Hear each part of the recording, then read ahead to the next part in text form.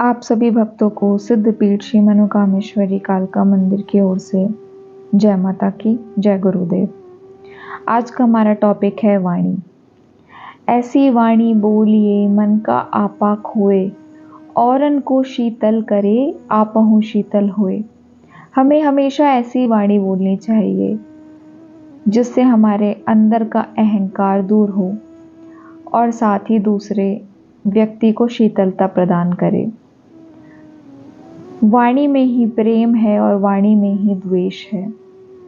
वाणी से ही किसी का दिल जीता जा सकता है और वाणी से ही हजारों दुश्मन बन सकते हैं। गुरु की वाणी में वह मिठास कोमलता होती है जो किसी भी व्यक्ति को भवसागर की नैया से पार लगा सकती है। गुरु की वाणी में हर प्रकार का रस होता है जो हर तरीके से मनुष्य के रोम रोम को हर तरीके से पार उतार देती है।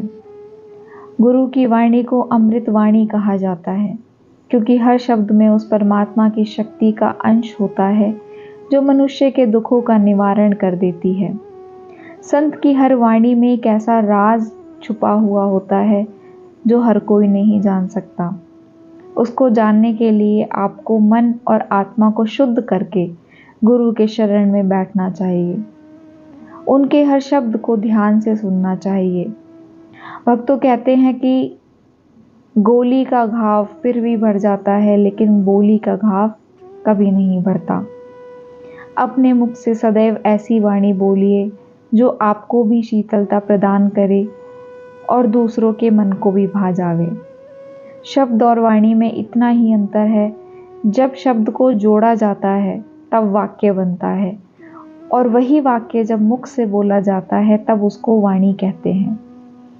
एक बार एक संत प्रवचन दे रहे थे, तब एक व्यक्ति ने उनसे आकर कहा, आप प्रवचन देते हैं, इनसे होता क्या है? शब्द ही तो है, शब्द में रखा क्या है? तब उन्होंने उस व्यक्ति को कहा, अरे मूर्ख हो तुम। तब वह व्यक्ति भड़क पड़ा और बोला, ये कैसे बात कर रहे हो आप? तब उन महान विभूति ने मुस्कुराते हुए जवाब में कहा, शब्द ही तो है, शब्द में क्या रखा है? संतों का समझाने का तरीका भी कुछ अलग ही होता है। कुछ ही शब्दों में इतना सब कुछ कह जाते हैं। हमारी हर समस्या का समाधान उनके छोटे छोटे शब्दों में छुपा हुआ वो रहता है।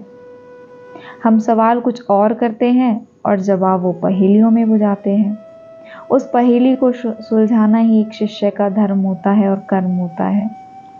लेकिन उस पहेली को वही शिष्य अच्छे से समझा सकता है, सुलझा सकता है, जो अपनी मन और आत्मा से अपने गुरु के प्रति जिसकी लगन सच्ची होगी। तो अंत में मैं अपनी वाणी को विराम देते हुए बस यही कहना चाहूँगी कि अपने गुरु के वचनों पे चलिए और अपनी नैया को अपनी भवसागर की नैया को पार लगाइए। जय माता की, जय गुरुदेव।